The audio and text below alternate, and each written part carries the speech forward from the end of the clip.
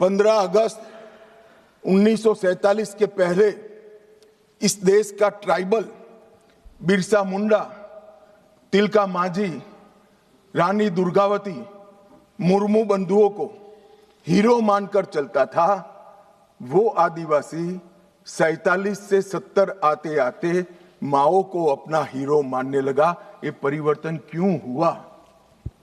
मान्यवर, ये परिवर्तन विकास और अन्याय के कारण नहीं हुआ, क्योंकि कठिन भूगोल के कारण और स्टेट की अनुपस्थिति के कारण अपनी विचारधारा को फैलाने के लिए वामपंथियों ने क्षेत्र को चुना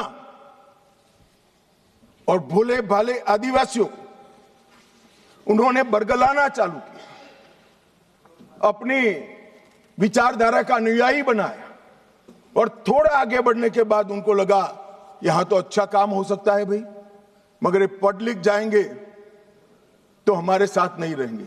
स्कूलें जला दी, इनके बैंक अकाउंट खुल जाएंगे तो हमारे साथ नहीं रहेंगे। बैंकें जला दी, दवाखाने जला दिए और फिर कहे यहां विकास नहीं पहुंचा है। विकास को तो वामपंथी उग्रवादियों ने वो क्षेत्र में सालों तक नहीं पहुंचने दिया, जो अब नरेंद्र मोदी के शासन में वहां पहुंच रहा है, घर घर जा रहा है।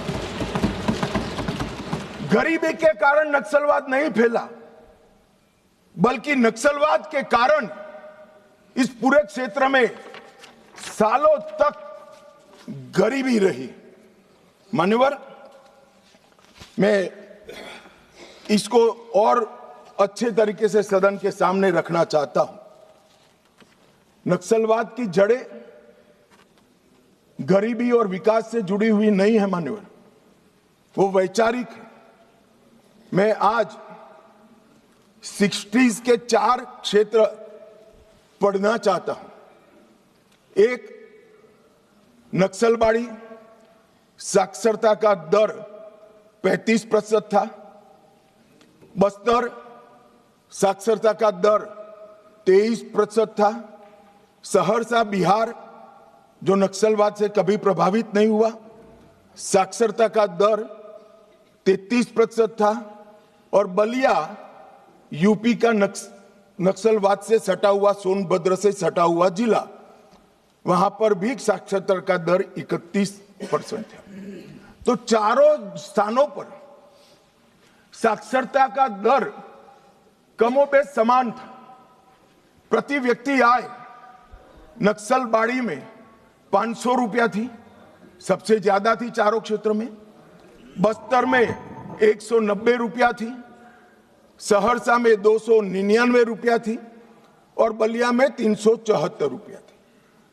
तो प्रति व्यक्ति आय भी चारों क्षेत्र में एक समान थी, मगर नक्सलवाड़ी और बस्तर में वामपंथी उग्रवाद पनपा और सहरसा और बलिया में नहीं, क्योंकि सहरसा और बलिया की भूगोल उनके अनुकूल नहीं थी। वहां घने जंगल नहीं थे, नदी नाले, छुपने की पहाड़ियां नहीं थी। हथियार लेकर अपनी मूवमेंट करने का, आदिवासियों को दबाने का, उनको जबरदस्ती अपनी आइडियोलॉजी के साथ जोड़ने की वहां पर अनुकूलता नहीं थी। अगर विकासी पैमाना होता, अगर प्रति व्यक्ति आय ही पैमाना होता, तो देश के बहुत सारे हिस्से ऐसे थे जहां 70 में विकास नहीं पहुंचा था। वहां क्यों नक्सलवाद नहीं हुआ? और मान्यवर, आज तो मैं इस सदन में ये विचार को सिरे से खारिज कर रहा हूं।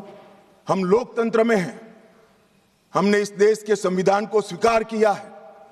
संविधान के माध्यम से ही आज इस महान सदन के हम सदस्य हैं। अन्याय किसी को भी हो सकता है, अन्याय किसी को भी हो सकता है, विकास कहीं पर भी कम ज्यादा हो सकता है। हम संवैधानिक रास्तों से हमारी लड़ाई लड़ेंगे या हाथ में हथियार लेकर निर्दोषों को मार डालेंगे? किस थ्योरी का यहां से समर्थन हो रहा था, मैं नहीं समझ रहा। अगर आप धमकाना चाहते हैं कि ये होगा तो ये भी हथियार उठाएंगे, ये होगा तो ये भी हथियार उठाएंगे, ये डरने वाली सरकार नहीं है मान्यवर। सबके साथ न्याय करने वाली सरकार।